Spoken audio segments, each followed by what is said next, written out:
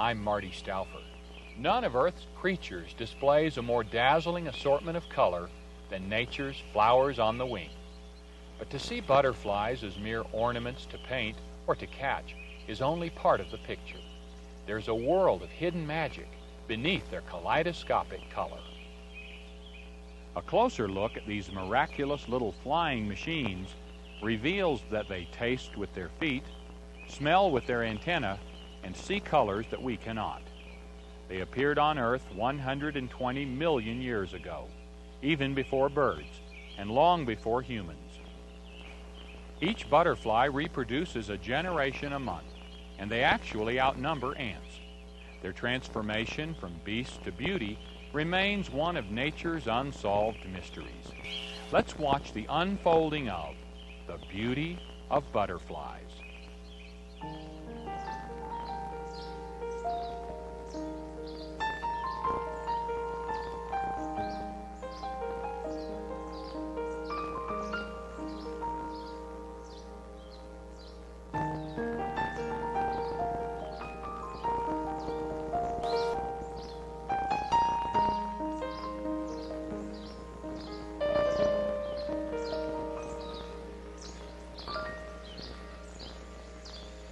There are 700 species of North American butterflies.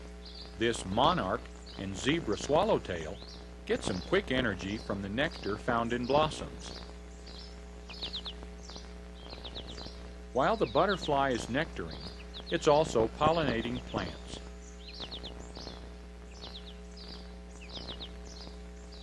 The colorful butterfly weed is a popular feeding station.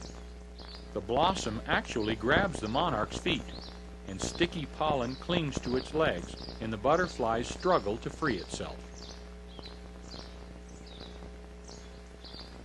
Butterflies have their own built-in straw, called a proboscis, which rolls in and out.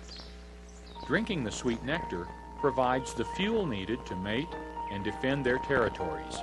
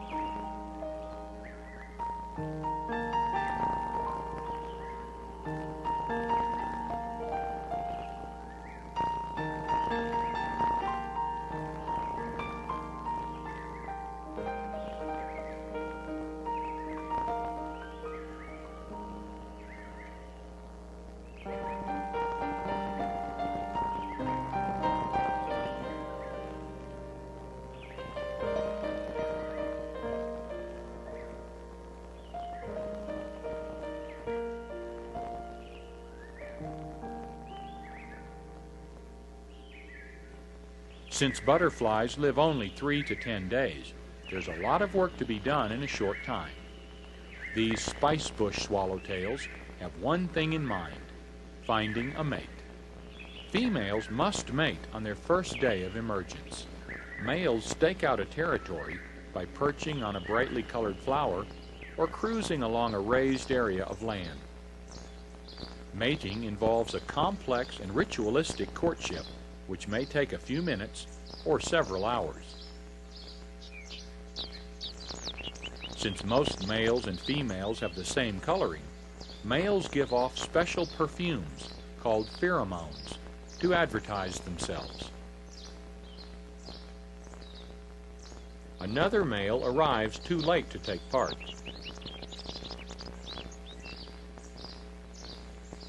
Females of other species, such as the zebra swallowtail, nectar along the way to keep up their strength. Butterflies appear to dance together many times during the ritual of courtship and mating.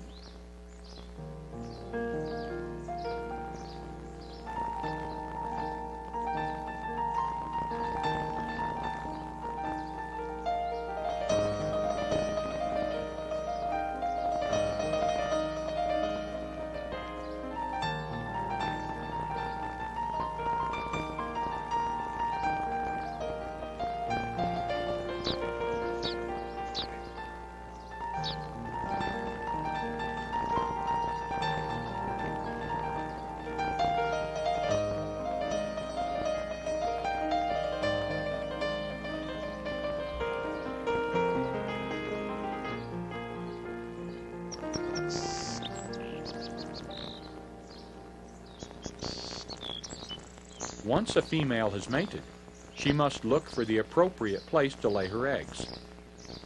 Yellow and white sulfurs prefer clover.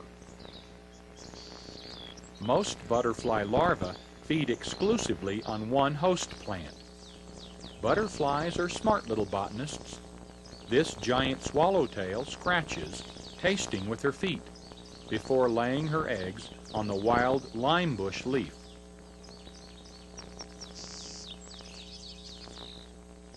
Should she deposit her eggs on the wrong type of host plant, her caterpillar offspring will simply not eat. They will shrivel up and die. It's important that host plants for larvae are available to ensure future colonies of butterflies. Predators, like the praying mantis, are never far away.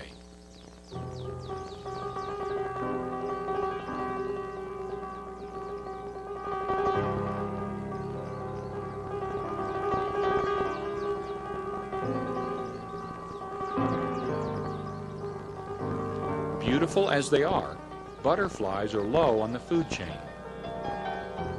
It's an important role the butterfly cycle plays in the complex world of nature. They are a major food source for birds and insects.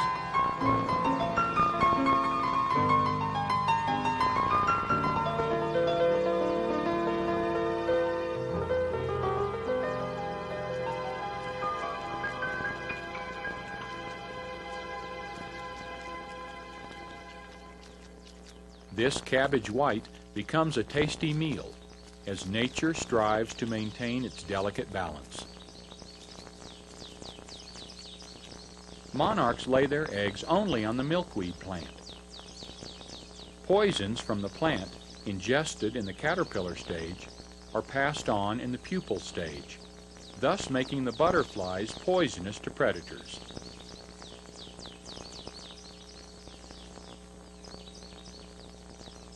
Within 2 to 3 days, a tiny larva or caterpillar will eat its way through the eggshell and begin its short life of 1 to 2 weeks as an awesome eating machine.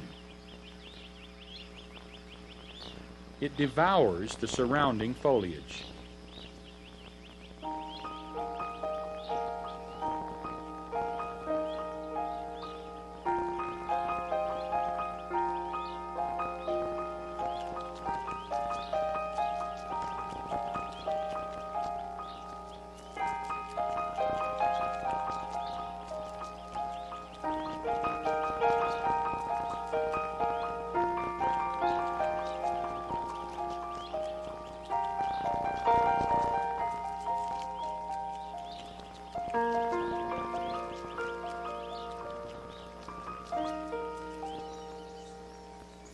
Since the Ice Age, the Carner blue butterfly has thrived in the scrubby growth of pine bush and oak savannas. With one wing in the grave, the blue's last strongholds are in Michigan, Wisconsin, Ohio, and New York. Carner blue caterpillars feed exclusively on wild blue lupin plants. In the larval stage, they're considered pests. But remember, what caterpillars destroy, butterflies routinely replace by continual repollination. This could be the last Carner blue you'll ever see. Once, as many as 200 at a time could be seen drinking together, but their numbers are dwindling drastically.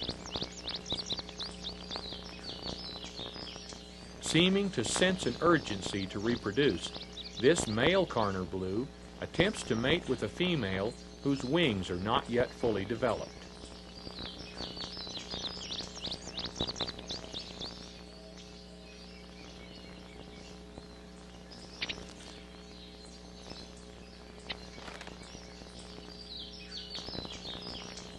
No need to protect the butterfly without thinking of the egg, larval, and pupal stages.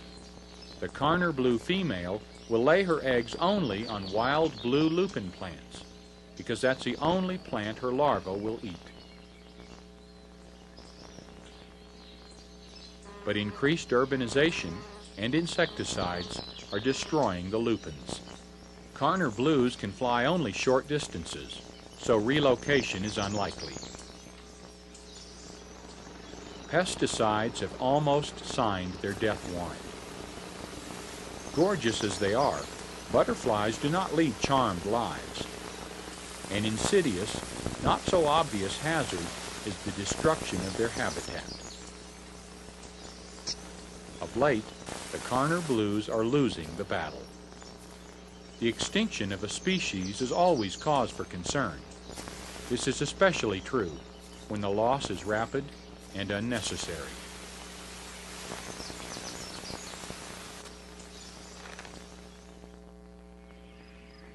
Natural predators do exist, but humans are the butterfly's primary threat.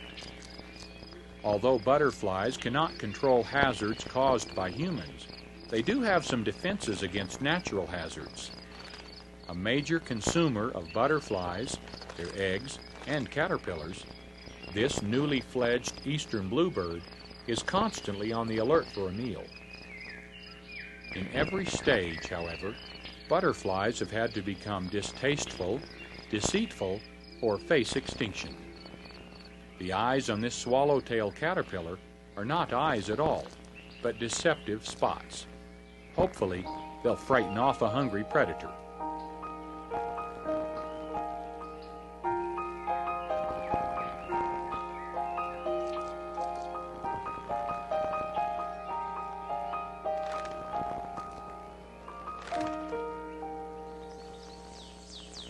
In the case of the monarch butterfly, the milkweed plant provides it protective ammunition.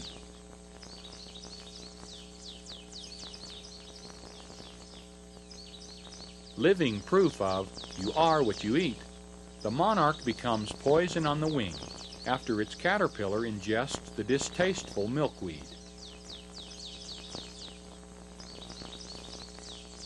It's hard to believe this well-armored caterpillar will transform into a stunningly beautiful swallowtail butterfly. When an enemy threatens, a horrible stench accompanies its two horned projectiles. This display should thwart the most daring intruder.